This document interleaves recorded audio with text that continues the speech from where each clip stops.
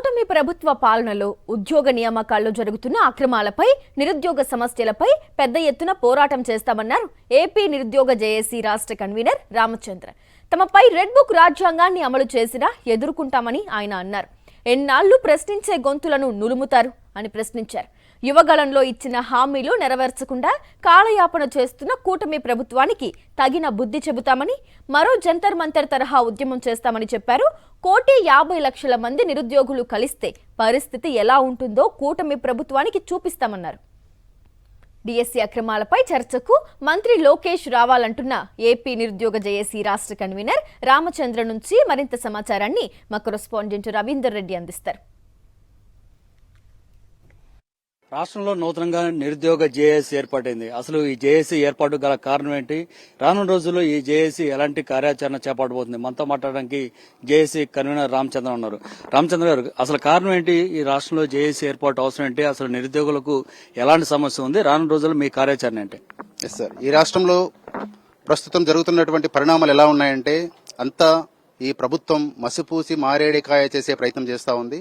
అందుకే ఈరోజు మేము వివిధ రాష్ట్రాల నుంచి నిరుద్యోగులు పెద్ద ఎత్తున వచ్చి ఒక జేఏసీగా ఏర్పాటు చేయడం జరిగింది.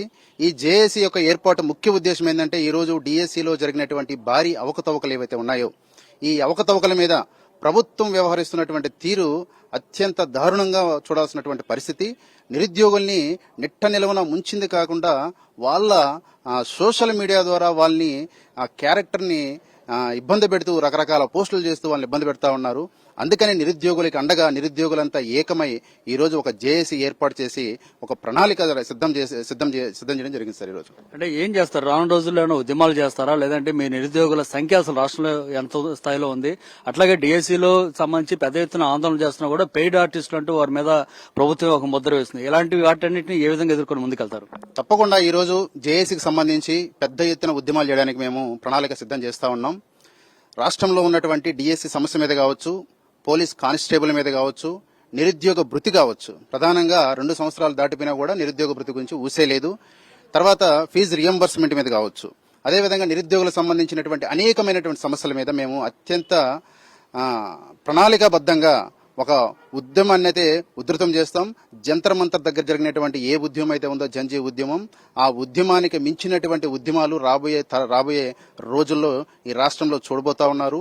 మీరు నిరుద్యోగుల పట్ల వ్యవహరిస్తున్నటువంటి నిరంకుశ వైఖరి ఏదైతే ఉందో, ఆ నిరంకుశ వైఖరికి తగిన బుద్ధి చెప్పే రోజులు త్వరలోనే ఉన్నాయి. మీరు తక్షణమే మీరు డిమాండ్ చేస్తా ఉన్నాం. మీరు సిబిఐ ఎంక్వైరీ డిఎస్సీ మీద ఖచ్చితంగా వేసి తీరాల్సిందే. దాని మీద ఎటువంటి సందేహం లేదు. మీరు అదేవిధంగా లోకేష్ గారు మీకు మేము చెప్తా ఉన్నాం, మీరు బహిరంగ చర్చకు సిద్ధము అని చెప్పి సవాల్ విసిరారు. ఈ రోజు నిరుద్యోగ జేఏసీ తరపున మేము సవాల్ విసురుతా ఉన్నాం. మీరు ఎక్కడికి రమ్మంటే అక్కడికి వస్తాం, మీరు ప్లేస్ చెప్పండి. బాధితుల తరపున నిరుద్యోగులు వాళ్ళకి సంబంధించినటువంటి పత్రాలు పట్టుకొని ఏ విధంగా అవినీతి జరిగింది, ఏ విధంగా అక్రమాలు జరిగాయి, ఎంత పెద్ద ఎత్తున గోల్మాల్ జరిగిందనేది మేము నిరూపించడానికి మా దగ్గర ఉన్న ఆధారాలతో మేము వస్తాం. మీరు కాదని నిరూపించడానికి మీరు చర్చకి వస్తారా అని చెప్పేసి మేము కూడా మిమ్మల్ని అడుగుతా ఉన్నాం. కాబట్టి ఈ రాష్ట్రంలో జరుగుతున్నటువంటి ఈ పరిణామాలన్నింటినీ దృష్టిలో పెట్టుకుని తక్షణమే మీరు స్పందించాలా.